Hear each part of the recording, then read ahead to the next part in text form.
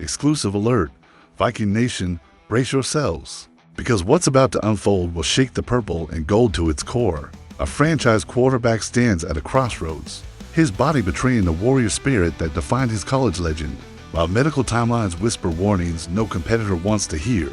Meanwhile, a battle-tested veteran, scarred by years of warfare across 5 different battlefields, rises carrying both a painful injury and burning desire for revenge against the team that once called him their future.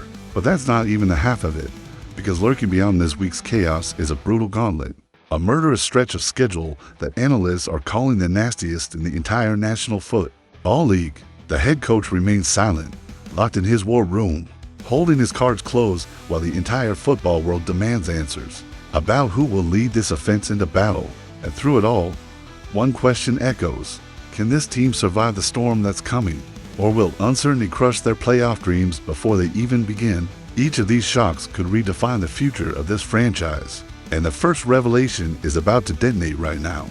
The storm begins with the one player Minnesota has built its entire future around. There's a young signal caller in purple and gold, drafted in the top 10, a warrior who led his college team to glory, who was supposed to be the answer to decades of quarterback instability. But right now, his body is failing him at the worst possible moment. **J.J. McCarthy**. The 22-year-old franchise quarterback the Vikings invested everything in just dropped a revelation that sent shockwaves through the entire organization. McCarthy stood in front of cameras Wednesday afternoon and admitted something no competitor ever wants to confess. His ankle isn't even close to 100% healthy. We're talking about that devastating high ankle sprain he suffered back in Week 2 against the Atlanta Falcons, and now we know it's far worse than anyone imagined. McCarthy revealed he sought second opinions after the injury, and those respected medical voices gave him a recovery timeline ranging anywhere from 2 to 6 weeks. Sunday will mark 5 weeks since that gruesome moment in Atlanta, and here we are, still waiting, still wondering if the kid can even plant his foot and drive the ball downfield with the velocity and precision this offense demands. During his press conference, McCarthy tried to sound optimistic, saying his ankle is getting there, but then came the gut punch. "I wouldn't say it's 100% right now." Those words hung in the air like a death sentence for anyone hoping to see him back under center against the Philadelphia Eagles this Sunday. And here's where it gets even more complicated. McCarthy admitted he's never dealt with a high ankle sprain before in his entire football life. He's had low ankle sprains, sure, but this is a completely different beast. An injury that attacks the very foundation of quarterback play, the ability to drive off your back foot, to rotate your hips, to generate the torque necessary to fit throws into impossibly tight windows against elite NFL defenses. Carson Wentz, the journeyman veteran who signed with Minnesota at the end of August, has been holding down the fort for 3 straight games, and you know what? He's done more than just survive. The Vikings are 2-1 in those games, and Wentz has put up genuinely impressive numbers: 236 yards against Cleveland, 5 total touchdowns across 3 games. But here's the tension ripping through the locker room. Everyone knows McCarthy is the future. Yet how can you trot him out there when he's openly admitting his ankle still isn't right? How can Kevin O'Connell send a hobbled 22-year-old out to face Vic Fangio's defense when that kid hasn't practiced fully in almost 5 weeks? McCarthy himself said something that should terrify Viking fans. Selfishly, we'll play whether everything's wrong or not, but we need to be smart. Selfishly, that's the word of a competitor who would rather die on the field than watch from the sideline. But it's also the word of a young man who might not fully grasp the long-term consequences of rushing back too soon. ESPN's Kevin Seifert put it bluntly, not a good sign for him playing this week. So what does this mean for Sunday? Can the Vikings afford to rush their franchise quarterback back before he's truly ready? Knowing one wrong step could turn a 5-week injury into a season-ending catastrophe. If you believe in J.J. McCarthy and trust this franchise to make the right call, drop a like right now and let the Packers fans know that Viking Nation doesn't panic when adversity strikes. But hold on, as shocking as McCarthy's injury revelation was, what happened next might have actually settled the biggest question facing this franchise. Because after McCarthy finished his press conference Wednesday, after he dropped all those concerning sound bites about his ankle not being 100%, there was a 30-minute intermission before another quarterback stepped up to those same microphones, and what he said painted a completely different picture. Carson Wentz, the 32-year-old journeyman who's played for 5 different organizations, who was brought in on a minimum deal as an emergency backup, walked into that media room looking and sounding like a man who's absolutely ready to start his 4th consecutive game, and more than that, like a man who's been waiting 5 long years for revenge. Now let's be clear, Wentz is dealing with his own injury issue, a shoulder problem described by insiders as fairly painful, and not just any shoulder. His non-throwing shoulder, which absorbs hits, braces for contact, stabilizes your entire upper body when 300-pound defensive ends are trying to destroy you. But when reporters asked Wentz about the injury Wednesday, he didn't hedge, didn't sound uncertain. Instead, he said he's feeling pretty good right now and described it as one of those things you just kind of play through. Now we'll see how it feels. Just a straightforward acknowledgement that yeah, it hurts. But he's playing anyway, because that's what veterans do. Wentz participated fully in Wednesday's practice, took every rep, threw every single pass without limitations according to Kevin O'Connell, and generally looked like a quarterback preparing to start against the Philadelphia Eagles. And let's talk about that for a second. The Eagles, the team that drafted Wentz 2nd overall back in 2016, the organization that once believed he was their franchise savior, that built an entire system around him, that watched him lead them to an 11-2 record before a devastating knee injury, derailed his MVP campaign. This is the team that eventually moved on from him, that decided Jalen Hurts was the future, that shipped Wentz off and effectively told him he wasn't good enough. You think Wentz doesn't remember that? During his press conference, Wentz downplayed the emotional aspect, saying those Philadelphia days feel like several lifetimes ago. But we all know how this works. Players keep receipts. They remember every slight, every trade that felt like betrayal. The contrast between Wednesdays to press conferences couldn't have been more stark. McCarthy sounding uncertain, admitting his ankle isn't right, acknowledging timelines that suggest he's still mid-recovery, while Wentz sounded confident, ready, essentially saying, yeah, I'm hurt, but I'm playing anyway. Well, Rockets, who covers the Vikings for Sports Illustrated, analyzed both pressers. McCarthy didn't exactly sound like the type of guy who would start a football game against the defending Super Bowl champions in 4 days. Wentz generally sounded like a guy who was planning to play on Sunday, and honestly, that assessment feels right. Wentz practiced fully. McCarthy was limited. Wentz said he feels good. McCarthy said he's not 100%. Do the math. Viking Nation, if you think Carson Wentz is about to get his revenge game against the Eagles, smash that subscribe button right now. And just when fans thought the quarterback drama was complicated enough, here comes the next bombshell that puts everything into terrifying perspective. Because while Minnesota has been dealing with injuries and uncertainty at the most important position, a brutal truth has been lurking in the background. The Minnesota Vikings are about to enter the most punishing stretch of schedule in the entire National Football League, and there's no escape, no easy outs, no cupcakes to pad the record. According to Sharp Football Analysis, which tracks strength of schedule using advanced metrics, the Vikings enjoyed the easiest slate of opponents through the first 6 weeks, but now they're staring down the hardest remaining schedule in the league. Minnesota is 3-2 right now, which sounds respectable until you realize they built that record against the softest competition imaginable. They lost to Atlanta and Pittsburgh, games they could have won if not for catastrophic ball security. 6 total turnovers while forcing just 1. But here's where it gets terrifying. Starting this Sunday, Minnesota doesn't get any more breaks. They're facing the Philadelphia Eagles who are 4-2 and just won the Super Bowl, who have one of the most physically dominant rosters in football. After that, the Los Angeles Chargers also 4-2 on a short week on the road in a brutal Thursday night environment. Then come the Ravens who will have Lamar Jackson back, which makes them instantly dangerous. And after Baltimore, the Detroit Lions 4-2, arguably the best team in the NFC North right now.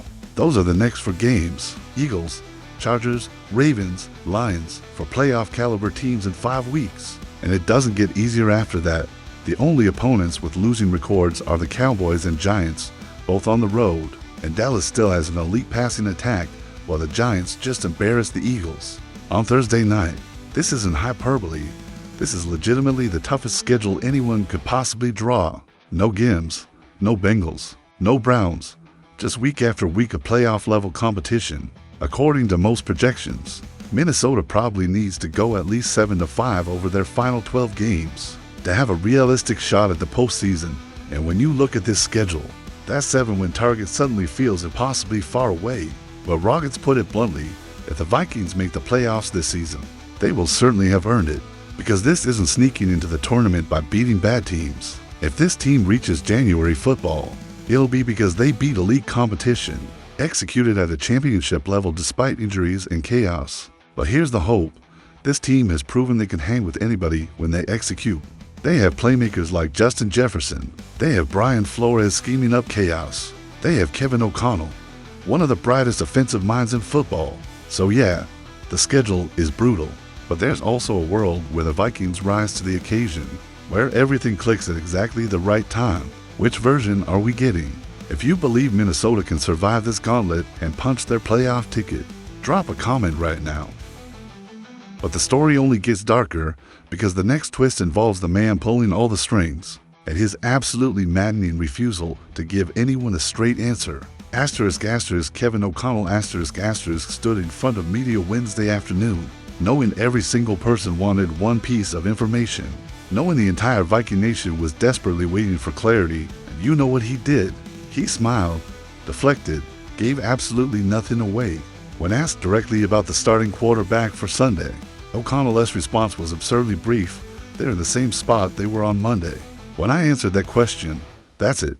No additional context, no hints, no breadcrumbs, just a flat statement that nothing has changed. This is classic coaching strategy, right? Make the opponent prepare for multiple scenarios, force them to waste practice time. But it's driving everyone insane, because we're talking about the most important position in football, and the head coach is treating it like some state secret. O'Connell did reveal both McCarthy and Wentz will get reps in practice this week, that the coaching staff wants to see how things develop before making final decisions. Both are going to work. Both are going to get reps, O'Connell said. Notice what he didn't say? He didn't say JJ is the starter if he's healthy. He didn't say Carson has earned the right to keep the job. Nothing whatsoever about which direction this decision is leaning. When pressed about what he wants to see from McCarthy, O'Connell finally opened up. The most important thing is getting him back out on the grass, in uniform, practicing, doing real pass rush reps, taking drops, and applying some of the things he's been working so hard on. I'm really enjoying coaching him. That suggests they've been spending significant time together working on mechanics, studying film.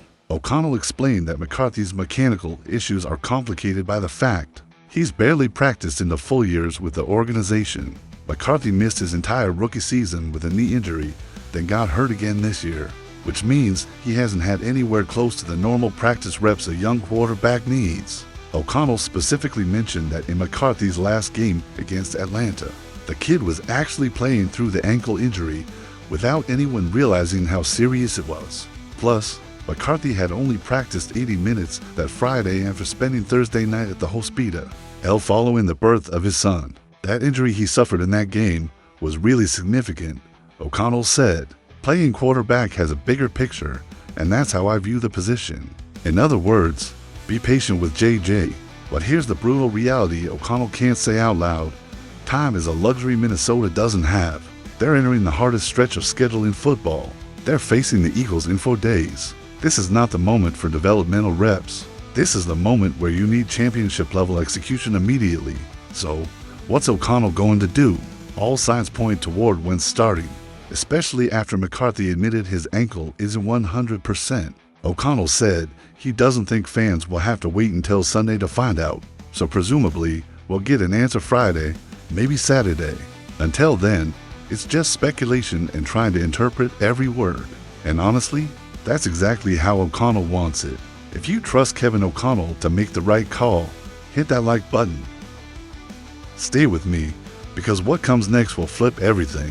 While O'Connell plays coy, while McCarthy rehabs, while the organization weighs every decision, there's one man making his intentions crystal clear, Carson Wentz, the 32-year-old veteran who's been counted out more times than anyone can remember, who has a very specific, very personal motivation for wanting to start Sunday. According to ESPN's Jeremy Fowler, Wentz plans to practice throughout the week despite a fairly painful shoulder injury, because he recognizes this moment for exactly what it is: a golden opportunity to prove himself against the franchise that drafted him, believed in him, and then ultimately gave up on him. Back in 2016, the Philadelphia Eagles traded up to number 2 overall specifically to select Carson Wentz. They saw a franchise quarterback, a leader, and for a while, they were right. Wentz's 2017 season was magical, leading the Eagles to 11-2 before a devastating knee injury. Nick Foles stepped in, won the Super Bowl, and suddenly Wentz's status became complicated. Over the next few years, Wentz battled injuries, dealt with mechanical inconsistencies, and eventually wore out his welcome to the point where the Eagles moved on. Since then, Wentz has been a nomad: Indianapolis, Washington, the Rams practice squad, and now Minnesota. But here he is, 3 starts into an unexpected opportunity, playing some of the best football he's shown in 5 years, staring down a matchup against the team that once promised him everything. During his Wednesday press conference, Wentz tried to play it cool, saying those Philadelphia days feel like several lifetimes ago. But we know how athletes work. They remember every slight, every trade, every moment when an organization decided they weren't good enough. This isn't just another game for Wentz. This is vindication, revenge, proving he can still sling it at the highest level. And the numbers back him up: 759 yards, 5 touchdowns, 2 interceptions in 3 starts. He's moved the chains, taken care of the football, made smart decisions, and most importantly, won. Minnesota is 2-1 in his starts. Kevin O'Connell has been impressed, telling reporters Wentz brings veteran presence, command of the offense, ability to make pre-snap adjustments and get the ball to playmakers like Justin Jefferson. But here's the fascinating subplot. While Wentz has been starting, McCarthy has been watching, learning, absorbing lessons that might actually help him when he returns. O'Connell explained what McCarthy learned from observing Wentz, watching Carson go through progressions quickly, just the value of putting the ball in play even when it's not your first progression. I think he's learned a lot from that. So in a weird way, McCarthy's injury might benefit his development, but that's future talk. Right now, the focus is Sunday, and all signs point toward Carson Wentz getting the start in his revenge game, getting a chance to carve up Vic Fangio's defense and remind the football world he's not done yet. Will it be enough to beat Philadelphia? That's the billion-dollar question. The Eagles are defending champions. They have elite defensive coordination. They're playing with supreme confidence. But if Wentz can channel all that emotion, all that desire for revenge, and if he can get the ball into Justin Jefferson's hands, and if this offensive line gives him time, and if the defense generates turnovers, then maybe the Vikings pull off the upset and send a message to the rest of the NFC.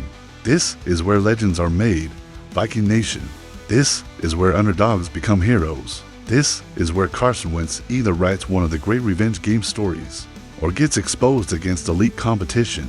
Stepping back from individual storylines, let's talk bigger picture. The Vikings are at a crossroads. They're 3-2 with the hardest remaining schedule in football. They have a franchise quarterback who's injured and hasn't shown consistency when healthy. They have a veteran replacement playing well, but representing a short-term solution. They have a head coach balancing winning now with developing for the future. What do? Rush McCarthy back and risk further injury? Ride Wentz until the wheels fall off? There's no perfect answer. Every option carries risk. But here's what we know. This team has talent. This coaching staff is elite. This fan base is hungry. And starting Sunday, we're going to find out exactly what the Minnesota Vikings are made of. Will they crumble under injuries and schedule difficulty? Will they rise to the occasion and prove they belong among the NFC's elite? Will Wentz become a folk hero in purple and gold? Will McCarthy return in time to lead a late-season surge? Can this defense start forcing turnovers when it matters most? These questions will define the next 2 months, and every single game carries playoff implications. If you're ready to watch the Vikings battle through the hardest schedule in football, if you believe in this team's ability to overcome adversity, then right now is the moment to prove it. Smash that like button and show the Packers, Lions, Bears, and every rival that Viking Nation doesn't fold under pressure. We get louder, we get stronger, and we prepare to take what's ours. Drop a comment with your prediction for Sunday against Philadelphia. Hit that subscribe button because the next few weeks are going to be an absolute roller coaster. And you're not going to want to miss a single second of what happens when this team either rises to legendary status or crashes spectacularly. Either way, it's going to be one hell of a ride. The war begins Sunday, the gauntlet awaits, and the Minnesota Vikings are about to find out exactly who they are. This is where champions are forged, where pretenders get exposed, where legacies are written. Are you ready? Because ready or not, here we go.